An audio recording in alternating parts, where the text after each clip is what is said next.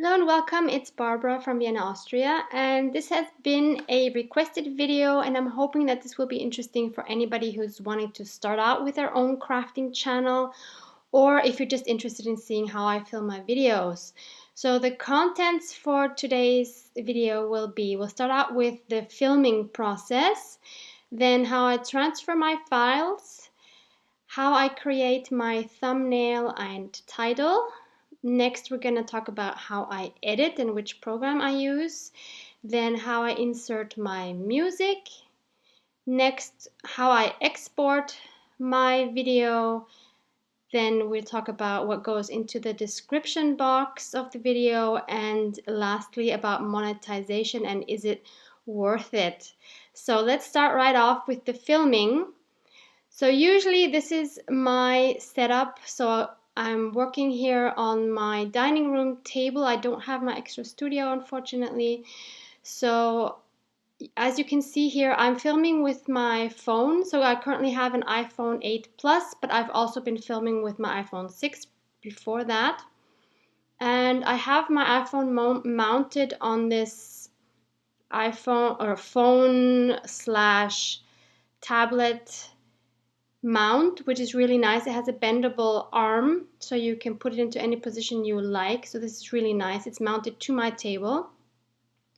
And I have it connected with my laptop so that I can see what you would see on the screen. And I also have, which you can't really see here, I have two studio lights. And I have all of this equipment linked down in the description box for you to check out if you're interested in any of it. For mirroring my phone screen to my laptop, I used to use the program that comes with the Mac, which is the QuickTime Player. But I've had so many issues with that I've recently switched that to a bot app which is called Mirroring 360, which is cableless, which makes it very convenient. And I don't have this cable that you see here going from my phone to my laptop. Once I'm finished filming all of my segments, I will download all of my individual segments from my iPhone into the iCloud, which is like a storage. And from the iCloud, I will then download everything onto my laptop. So this is basically inside my iCloud now, and I see all the separate files, and then I would download each one of those onto my laptop, which will usually take quite a long time because there's a whole lot of files for a movie. Next step then is to create the thumbnail and title. And I do this using the free web-based software called CANVA, and that is linked down below as well. So I will, at the end of my video session, I will also take photos of the creations, and those photos I will then upload into CANVA, where I can then work on the photos themselves. So I will usually have a photo like this one, and I will just make a few adjustments, and once I have that, I will download that, and that will be one of the pictures I have at the end of my video. And then I will choose one of those pictures and make a thumbnail out of it, so which is what you see right here. I will usually have, at the moment I use round elements for my title thumbnail, and then I choose a font, and I always stick with the same font, and I will use that to write the title into my round shape. And this software is so easy and intuitive to use. I really love this so much. Once I have the title, I can then size it and space it the way I need it, as well as adding some other decorative elements. So for this one, for example, I am choosing some flowers to put around my title to make it visually more interesting. And this is a part of the editing that I could play around with for hours, because there's just so many options and so many pretty elements that you can use. But I really try not to spend so much time here, because the editing itself that I still need to do for my video takes so long that I just don't have the time to play around with this as much as I would like to. So once I have that the way I want it to look, I download that as my thumbnail. And then for the intro for my video, what I usually do is I use this thumbnail and then add one or two little moving elements, because I think it's fun for the intro of the video while the music is playing to have something that moves.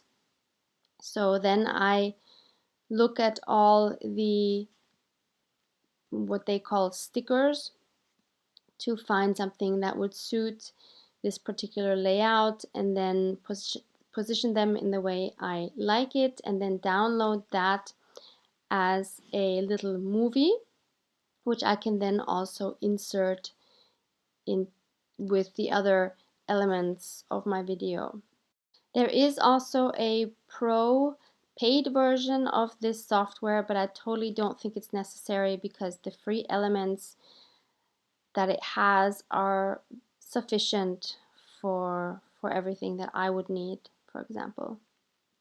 So then the next thing is to actually do the video editing, and this also includes the voiceover. So I have to import all of the files that I have downloaded from my iCloud, and also the ones that I have been working on in the CANVA program. So once I have all my elements in this program, so I use iMovie, which comes free with any Apple computer, but if you don't have your Apple computer, then I would strongly suggest to look at the YouTube editor program, which probably can do everything you need it to do. So before you go buying any software, if you have a Windows computer, look at that. You probably don't need anything else. So what I do is I get rid of all of the volume in my videos, because I do usually a voiceover, which is what I'm also doing right now. So once I get rid of all of the sound, I go through each video segment and I make a decision about which parts do I speed up, and how much do I speed them up, and which parts do I have to delete.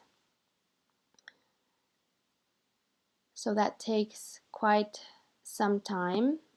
So I would say the editing part of the of this whole process, just the editing in the iMovie, will take at least 2 to 3 hours for a about 30-minute video.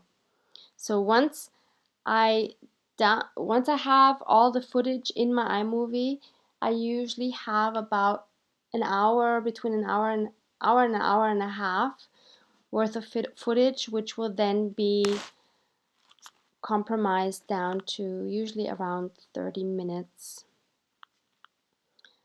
So once I have all of those segments, whatever I wanted to speed up, sped up, and deleted whatever I need to delete, I then have to rewatch the whole thing, because the problem that I have with iMovie is that parts that I have, for example, deleted once will appear again. This is something that has frustrated me for the past 2 years, but I don't have a solution for it. I cannot find a way to fix it. Even with any kind of update, it doesn't help. It still keeps happening. and you can imagine that that is quite frustrating. But I've looked at other programs, even some pro editing programs, and none of them are as easy to use and intuitive as the iMovie one. So I'm willing to put up with this because I enjoy working with the iMovie program. So once I have done all of that, I can insert my Canva edited intro, and also I will add the photos that I have worked on that go at the end of my video. And also at the end, then I can add my little thank you segments and my business card that I have at the very end. And then I can add some elements between the actual video segments. Then it's time to add the music. So I use Epidemic Sound, which is a paid subscription, and they have a great library for music, and you can find any kind of genre there. You can choose different moods you're looking for. Very easy to work with and to download your music. If you want to use music in your video, don't make the mistake that I did at the beginning to search for copyright-free music, because if you put that on your video and you want to monetize your video, it can happen that what was non-copyright music has become copyrighted in the meantime, and then you will get a copyright strike from YouTube preventing you from monetizing that video. So that is something to watch out for. So once I have chosen my music, I will usually choose 2 different pieces for a 30-minute video. I will download those into my editing program, and I will put it where I need it to go. And then I do the voiceover. So once I have the voiceover done, and I usually don't have a script for this, I usually just look at the film and then, or look at my movie and then just talk.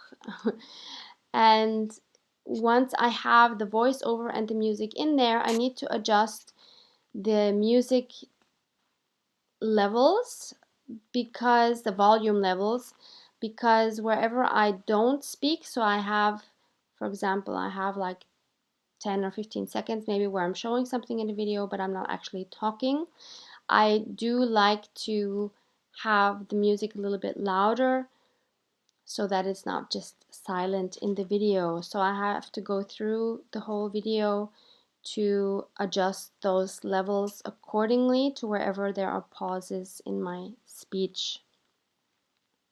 And once I have all of those done, I then have to go back and listen to the whole video, or listen and watch the whole video one more time to make sure that it all fits together, that the volume levels are adjusted correctly and all the segments are where they need to be. So all of this takes quite a while, and you have to go over the video again and again and to see that everything you've deleted is still deleted and your music starts where it needs to start and everything is where it needs to be, basically.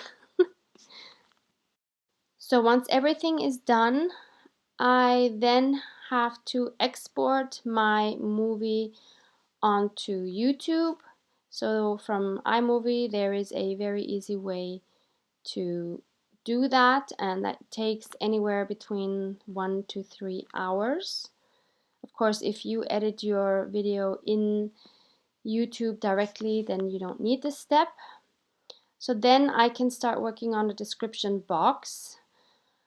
Once I have my voiceover done and I listen to the whole video again, I take my traveler's notebook and I note down all the links that I have mentioned in the video. so that I will know which links I have to include in the description box. And I will also write down which music it is that I chose, because I also add that in my description box. So once I have everything noted, I can then go to YouTube and I can start incorporating all the information that I need. And I also need to do a few other things, like I need to choose the thumbnail that it's going to show, and there's some other settings that I need to implement. I will include any video links that I said I was going to include, and I do have already a default template saved on my YouTube channel for a lot of the things that I include in this description box, but there's still a whole lot of things I need to include manually. So for each video that I do, I include specific video links that I mentioned and specific links to supplies that I used in that particular video. So I will search for the videos that I mentioned, and I will include the titles and the links for those, and then I will include all of the supplies that I mentioned. So some of the supplies I already have in a separate document that I can just copy, or I can copy them from a previous video if they are the same links. But there are also usually a lot of links that I haven't mentioned in any other videos before, and especially when they are, for example, links from AliExpress, I then need to search for those, and I need to check that those links actually still work, because specifically with AliExpress, a lot of the links start working after some time. So I make sure I have everything in the video for you to reference to.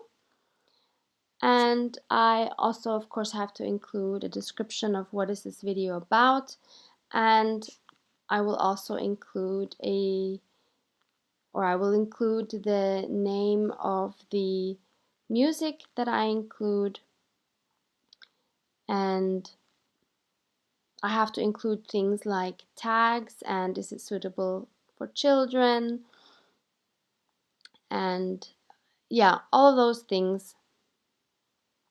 So once I have all of that done, I also then schedule it, and then I wanted to talk about monetization and whether all of this is worth it. So once you have 1,000 subscribers and you have 4,000 public watch hours within the last 12 months, you are eligible to apply to the YouTube Partnership Program, which allows you to include ads in your videos.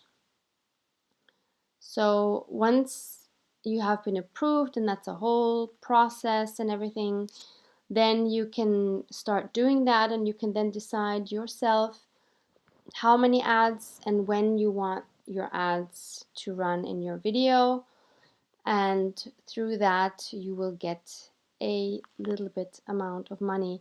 Now you can never predict how much money you're gonna get per video. It depends on so many different factors. So it could depend on where your audience is located, what the subject is of your video, and many other factors that you have no control over whatsoever. And you also have no control over which ads get placed on your videos. So this is the analysis of one of my videos that I have posted a few weeks ago, and this is approximately the average views that I have per video at the moment, which is for this video 5,100 views, and as you can see, it made a little over 31 euros. So maybe that answers your question as to, is it worth it? So if you just want to create a channel to make money, then that's probably not a good idea. But if you want to do it because you want to share your passion and you want to inspire others, then by all means do it. And you can earn a little bit on the side from your videos once you are able to monetize them.